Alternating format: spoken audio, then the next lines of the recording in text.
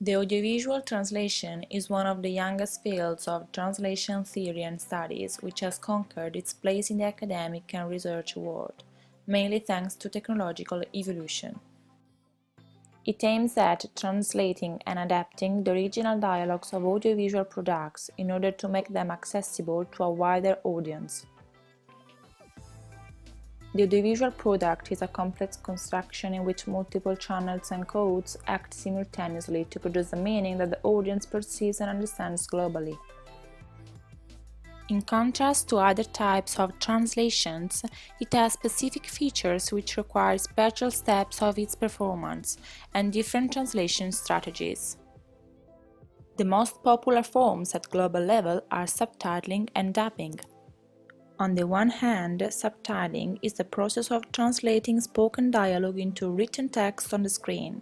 The ideal final result is that the subtitles are synchronized with the audiovisual document in such a way that it sounds natural and fluent, so that the spectator is almost unaware that he is reading, and is absorbed in the image, the audio and the text.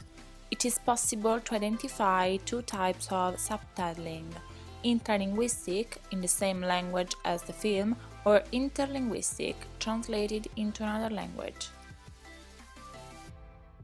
On the other hand, when a film is dubbed, it means that the visual parts remain the same, whilst the spoken fragments are translated into another language and are visually adapted to the actor's lip movements and gestures.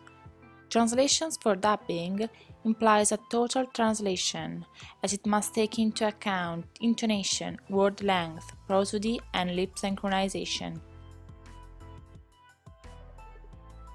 The professional figure that makes everything possible is the audiovisual translator, that is to say, the author who transposes, elaborates, and adapts dialogues of an audiovisual product into the target language.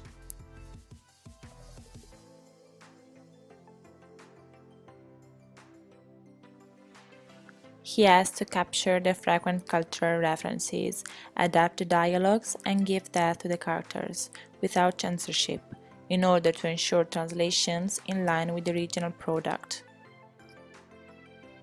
It is important that the translator adopts the same mentality of the author, to trace his intention in order to replicate them in another language.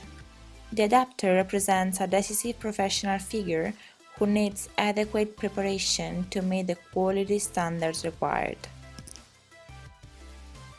He must be competent in both the source and the target language, familiar with the two different types of cultures and the reaction of them in language's expressions. The language represents the cultural identity of the people, its historical roots, and its vision of the world. Each language uses words to describe concepts and objects that another language does not use because they are typical of a specific culture. Translations are condemned to a risk of misunderstanding. However, a translator can resort to a number of translation procedures to compensate for this untranslatability. He became a mediator and looks at the world from different perspectives and facilitates communication. The dogma of untranslatability can be debunked if one starts from the assumption that, during the translation process, one should identify the functional load of a term, and then reproduce its effect with the aim of achieving global cohesion. In the translation process, many elements such as vulgar terms, imprecations, references to the sexual sphere, and blasphemous expressions are modified or eliminated, losing in some cases their emotional charge or intensity. The omission of some expressions is also due to the fact that some of them have a different weight from culture to culture. As for the comic aspect, although there are universally funny events or situations, humor is heavily conditioned by culture. The adapter must use specific technique to safeguard the comic part, searching for forms of expressions compatible with the target context and able to make even the target audience laugh. In many cases, audiovisual adaptations are made superficially and you often have to deal with unacceptable mistakes, many nuances, inconsistencies, and incomprehensible choices. After analyzing some audiovisual products, I examined some jokes and found errors in the adaptations.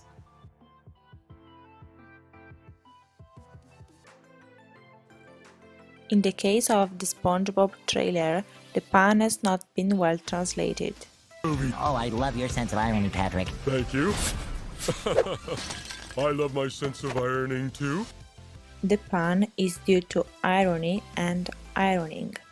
In the Italian version, the adapter made a literal translation, but there is no connection between presa in giro and stirare, so the comic aspect has been lost and leaves a sense of perplexity in the spectator.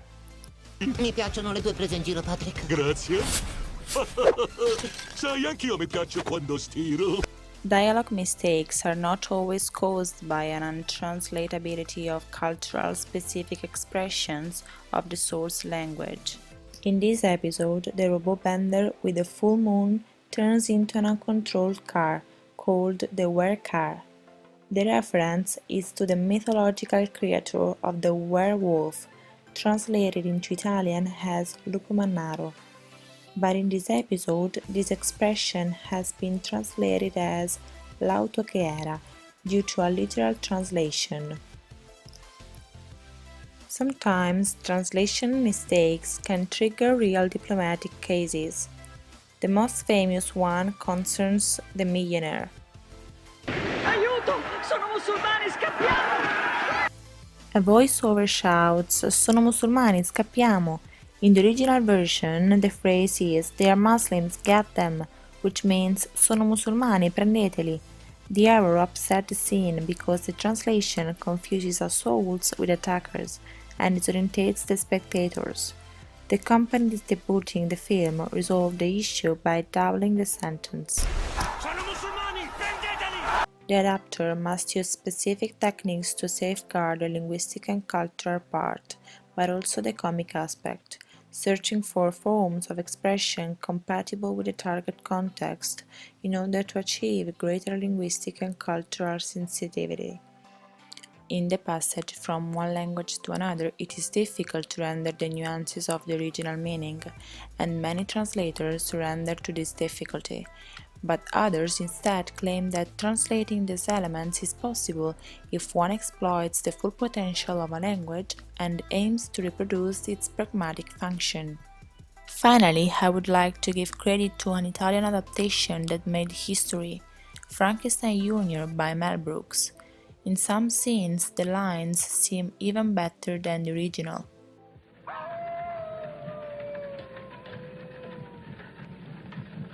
Werewolf! Werewolf? There. What? There, wolf. There, castle. Why are you talking at us? Lupo Lula? Là? Cosa?